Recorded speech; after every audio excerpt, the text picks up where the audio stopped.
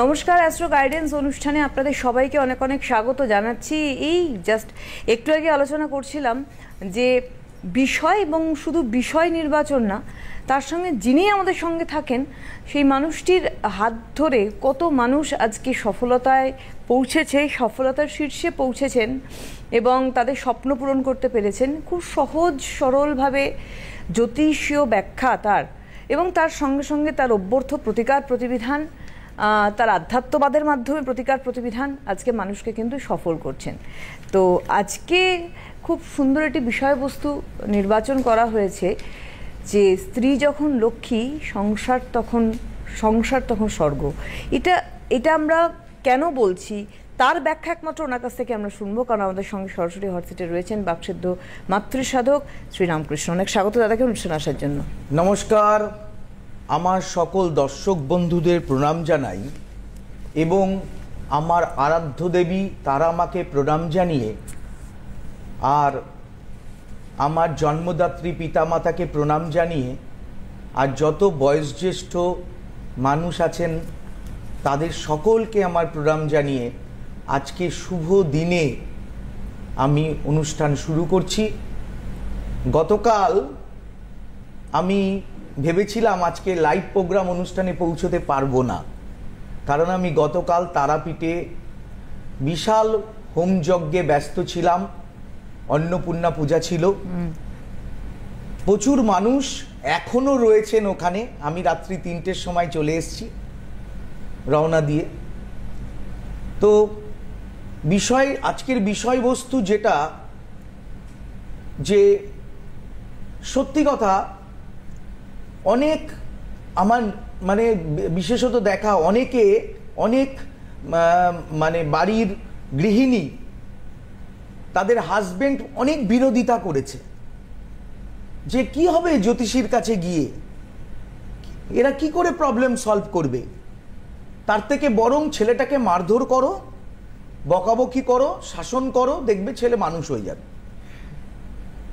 কিন্তু লুকিয়ে লুকিয়ে আমার কাছে এসছেন দুর্গাপুর থেকে, কালিয়াগঞ্জ থেকে, শিলিগুড়ি থেকে, কোচবিহার থেকে,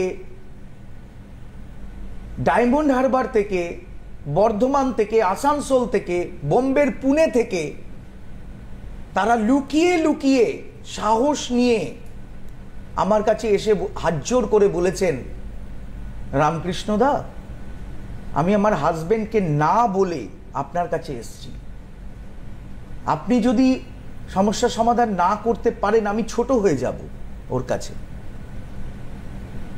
তারা সফলতার আজকে দোরগোড়ায় পৌঁছে গেছে। ব্যাপার হচ্ছে, লগ্নপতি যদি স্বক্ষেত্রে থাকে বা উচ্চ রাশিতে বসে থাকে, নবমপতি কেন্দ্রস্থ অথবা কোণে থাকলে এই লক্ষ্মী যোগ তৈরি হয়। প্রথম কথা, আজকাল আমি দেখি যে বিশেষত যাদের মেয়ে সন্তান আছে, মা বাবা প্রচন্ড আদর যত্নে মানুষ করছেন, প্রচন্ড, একদম এক গ্লাস জল পর্যন্ত মা হাতের কাছে দিয়ে দিয়ে বলছে, না নে মা খা, তোকে উঠতে হবে না বিছনা থেকে, আমি বিছনায় তোকে খাবার জল সব এনে দেবো।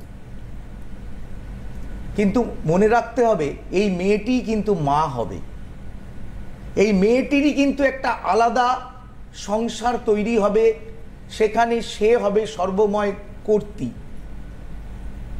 সেই জায়গায় দাঁড়িয়ে একটা আলাদা জায়গা তৈরি হবে, সেই জায়গায় সে সমস্ত সংসারটাকে কন্ট্রোল করবে, তার মধ্যে বুদ্ধিমত্তা দরকার।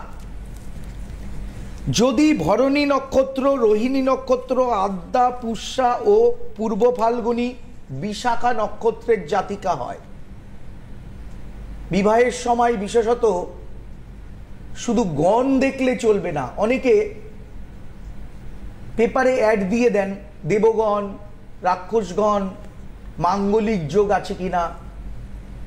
বিষয় হচ্ছে অনেক ক্ষেত্রে মাঙ্গলিক যোগ কিন্তু শুভপ্রদ হয়, ভালো করে বুঝতে হবে। অত সহজ নয় জ্যোতিষশাস্ত্র যে 1+1 2 হবে, অনেক সময় 1+1 3ও হয়ে যায়। যদি সেরকম নক্ষত্র ভালো থাকে, যদি দেখা যাচ্ছে বৃহস্পতি রাহু দৃষ্ট, বৃহস্পতি কেতু দৃষ্ট, এই মহিলা কখনো সংসারে শুভপ্রদ হতে পারে না। আজকাল বিশেষত দেখা যাচ্ছে বেশিরভাগ ক্ষেত্রে অনেক মেয়ে বলছে যে আমি যাকে ভালোবাসি সে নেশা করছে, আমি বিবাহের পর সব ছাড়িয়ে দিতে পারবো। লিখে রেখে দিন, নেশাগ্রস্ত মানুষকে সাময়িক পরিবর্তন আনা যায়, তাকে নিয়ে সংসার করা যায় না। একটা হাজবেন্ড ওয়াইফ দুজনে একটা সন্তান যদি তৈরি করতে হয়, সুন্দর পরিবার যদি তৈরি করতে হয়, প্রচুর টাকা আছে আপনার, বিশাল বড় ব্যবসা করেন, আপনি উত্তরাধিকার তৈরি করছেন,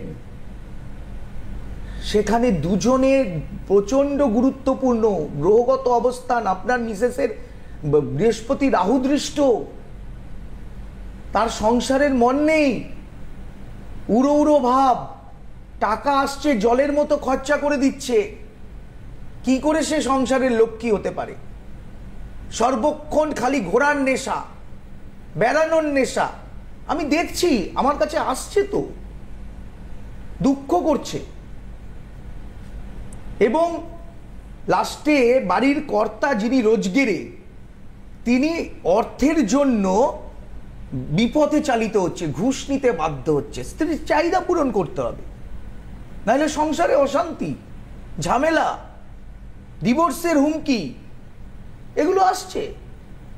আবার এমনও স্ত্রী আছে তিনি তার স্বামীকে ঈশ্বরের দিকে নিয়ে যাচ্ছেন।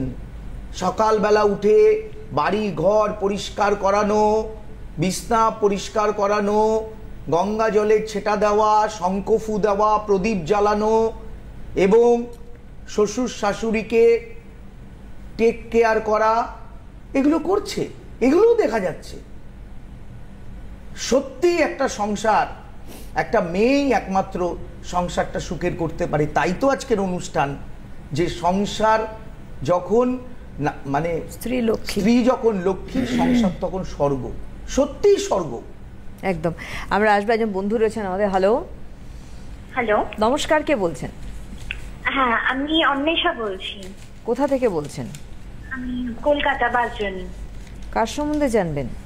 আমি আমার দিদির সম্বন্ধে আসলে জানতে চাই। অনুষ্ঠান এই প্রথম দেখছেন? কার সম্পর্কে জানতে চান? দিদি। দিদি? দিদি কোথায়? হ্যাঁ, দিদি কোথায়? দিদি আছে, দিদি কাজ করছে আসলে, এর জন্য আমি ওর ব্যাপারে জানতে চাই। অনুষ্ঠান দেখেন রামকৃষ্ণ দাস? দিদি অনুষ্ঠানটা দেখছেন? আমি দেখি, আমি আর আমার মা দেখে। ও, মানে দিদির ভাগ্য জানতে ইন্টারেস্টেড নয়? না না, ইন্টারেস্টেড না, না আসলে মানে আমি ওর কেরিয়ার নিয়ে জানতে চাইছি। আচ্ছা, ওর কেরিয়ার নিয়ে আপনি চিন্তিত? চিন্তিত না, ও আসলে ওকে দেখি তো মানে একটু কষ্টে থাকে, কারণ কি কেরিয়ার কিছু ফিক্স হচ্ছে না, ওর জন্য আমি জানতে চাই। নিজের পরিবর্তন নিজে না আনতে চাইলে পৃথিবীর কারোর সাধ্য নেই তার পরিবর্তন করার। বলুন, ডেট অফ বার্থটা বলুন। ওর হচ্ছে 26 জানুয়ারি 1995। 26 জানুয়ারি 1995। 1995। কটার সময়? সকাল 8:47। সকাল 8:47। কোথায়? কলকাতায় শম্ভুনাথ হসপিটাল। ঠিক আছে। সেদিন বৃহস্পতিবার ছিল? হ্যাঁ। কুম্ভ লগ্ন, বৃশ্চিক রাশি, অনুরাধা নক্ষত্র, দশমী কৃষ্ণপক্ষে জন্ম। জানেন তো? হ্যাঁ হ্যাঁ, মানে রাশিটা জানতাম, বাকিগুলো জানতাম না। ঠিক আছে, দাঁড়ান দেখে বলছেন। বিষয় হচ্ছে আপনার যে দিদি, দিদি তো দিদির লগ্নে শনি দারিদ্র যোগ রয়েছে। ব্যাপার হয়েছে ও আর্টসের স্টুডেন্ট, তাই না? আর্টস না, সায়েন্সের। সায়েন্সের স্টুডেন্ট? হ্যাঁ। আচ্ছা, ঠিক আছে, সায়েন্সের স্টুডেন্ট হলেও ও সেরকম ভাবে এগোতে পারেনি। হ্যাঁ ও ওর সায়েন্স নিয়ে পড়াটাই ভুল হয়েছে। ওকে আর্টস নিয়ে পড়লে ওর ভালো হতো।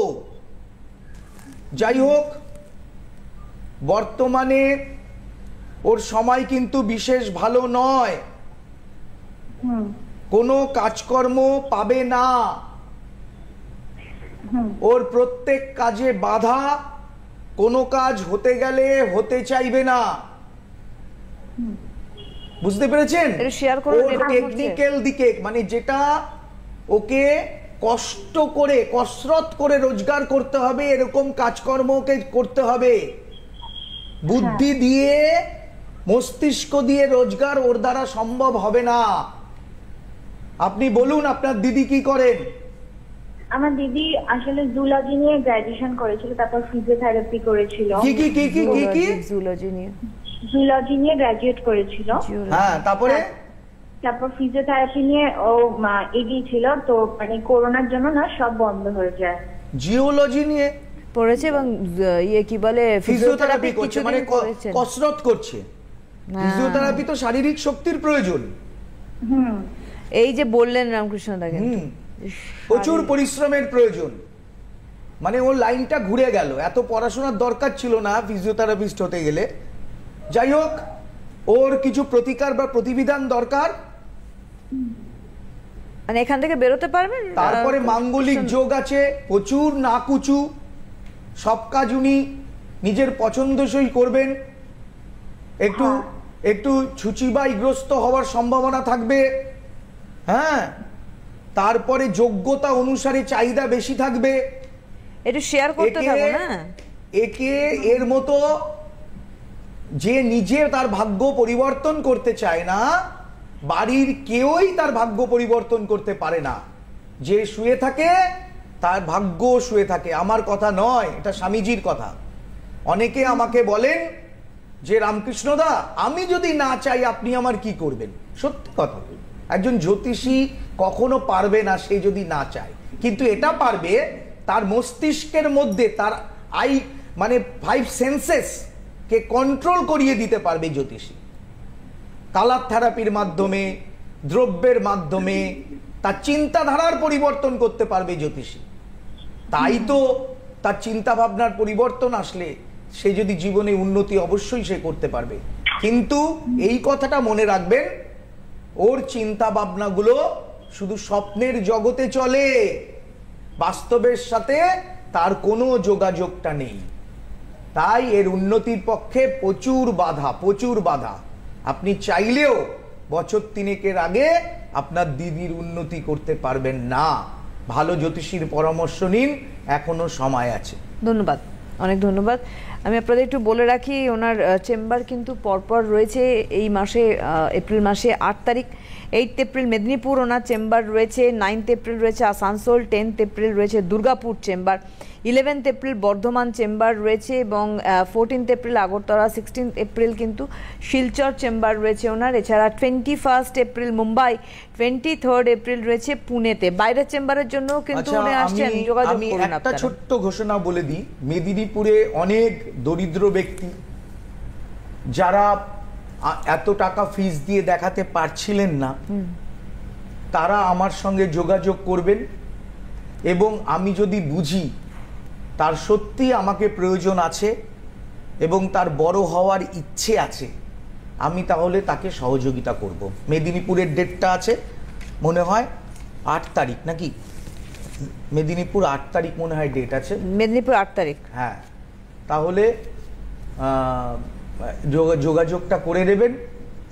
যারা অনেকে ফোন করেছিলেন, ভালো স্টুডেন্ট ফোন করেছিলেন যে অর্থ সংকটের মধ্যে আছি দাদা, একটু যদি সহযোগিতা করেন। হ্যাঁ, 8 তারিখ মেদিনীপুর রয়েছে।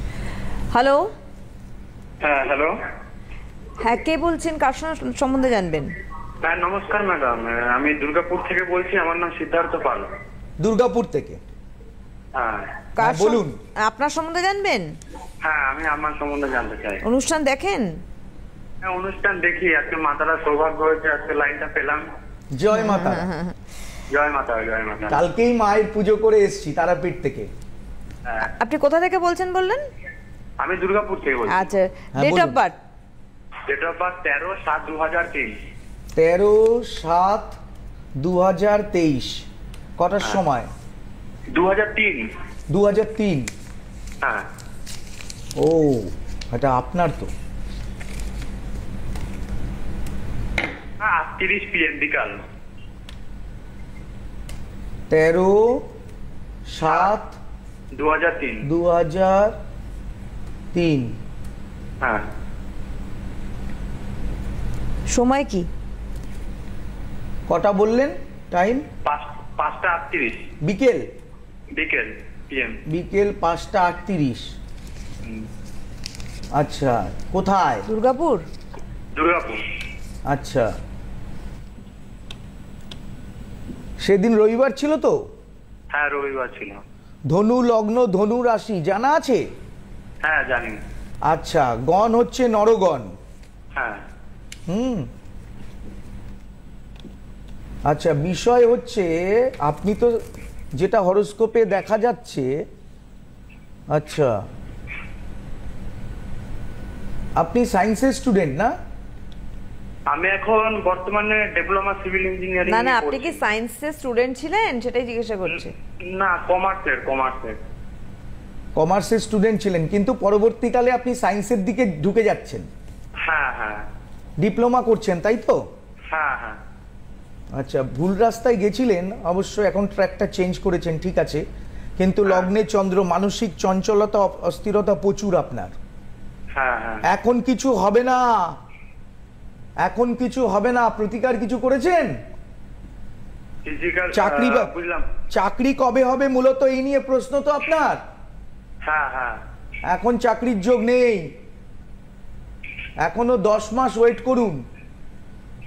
হ্যাঁ, মানে আমার এখনো তো মানে পড়া চলছে, এখনো কমপ্লিট। কবে শেষ হবে পড়া? বছর 2026-এর ওই আগস্ট মাসে। হ্যাঁ, 2026, কিন্তু আপনার যোগ 10-11 মাস পর থেকে যোগ শুরু হবে, এখন কিচ্ছু নেই। আচ্ছা। হ্যাঁ, তারপরে কোনো জায়গায় যদি ডিপ্লোমা কমপ্লিট করার আগেও আপনি ঢুকতে পারেন, পরেও ঢুকতে পারেন, কিন্তু এখন ভালো সময় নয়। হ্যাঁ, আপনাকে কিন্তু আপনার 20 যোগের প্রতিকার করতে হবে। হ্যাঁ, আর খুব মানে অলসতা আসছে, আর স্বপ্নের ঘরে চলছেন কিন্তু আপনি। হ্যাঁ হ্যাঁ, বড় বড় স্বপ্ন দেখছেন, খুব অলসতার মধ্যে আসছে। আর ব্যাপার হচ্ছে একটু মানে দ্রুতগামী যানবাহন, বাইক ফাইক চালান? বাইক মাঝে মাঝে চালানো হয়। হ্যাঁ, রক্তপাত থেকে সাবধান, বিশাল বড় দুর্ঘটনা রয়েছে, সাবধানে চলবেন। প্রতিদিন লাল চন্দনের ফোঁটা কপালে দেবেন। আচ্ছা। প্রতিদিন লাল চন্দনের ফোঁটা কপালে দেবেন, আর তারা নাম জপ করবেন। অনুষ্ঠানের শুরুতে যেমন জয় মা তারা বললেন, দিনে সারা দিনে অন্তত 10 বার করে তারা নাম জপ করবেন, দেখবেন তারা নামে সব উদ্ধার হয়ে যাবে। আচ্ছা, জয় মা তারা। ধন্যবাদ, শুনতে থাকুন।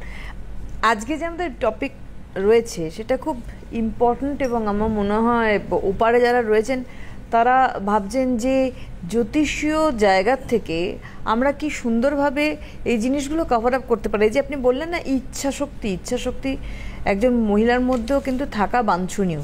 এবার এখানে আমার একটা প্রশ্ন আছে রামকৃষ্ণদা, সেটা হচ্ছে যে ইচ্ছা শক্তি আমার জাগরিত হবে, এটাও তো আমাদের গ্রহগত অবস্থান। আমার ইচ্ছেই হচ্ছে না। এই যে একজনকে বললেন যে ওই যে লাস্টে ফোনটা ছিল, অলসতা আসছে, সে শুধু স্বপ্নেই হয়তো একদম টপমোস্ট জায়গায় পৌঁছে যাচ্ছে, কিন্তু সে অলস। তার মানে আমার মন দৌড়চ্ছে কিন্তু আমার শরীর স্থির আছে, তার মানে এটা আমার গ্রহগত অবস্থান হতে পারে। তার মানে এখান থেকে আমাকে প্রতিকার করে বেরোতে হবে, জাস্ট একভাবে মহিলাদের ক্ষেত্রে প্রযোজ্য। প্রথম কথা হচ্ছে যে যিনি তার সংসার তৈরি করবেন সুন্দর, যে মহিলা ভাববেন আমি বিবাহ করব, যে মহিলা ভাববেন, কেউ যদি ভাবেন যে আমি একজন অ্যাথলেটিক হব, তাহলে তো তাকে তো অনেক খাওয়া দাওয়া কন্ট্রোল করতে হবে। সৌরভ গাঙ্গুলি, সচিন তেন্ডুলকার, এরা অনেক খাবার বাদ দিয়ে দেন। যেমন অনেক ফিল্ম অ্যাক্টার্স আছে, তারা কিন্তু আমি শুনেছি তারা অনেক কিছু খাওয়া দাওয়া করেন না, সবসময় ফল ফ্রুটস খেয়ে থাকেন। কেন তাদের শরীর মেনটেন করতে হয়? এবার অনেক মেয়েরা দেখি রাস্তাঘাটে মানে সব সময় ধূমপান করছে, তারা ভাবছেন না তারা আগামী দিন সন্তানের মা হবেন,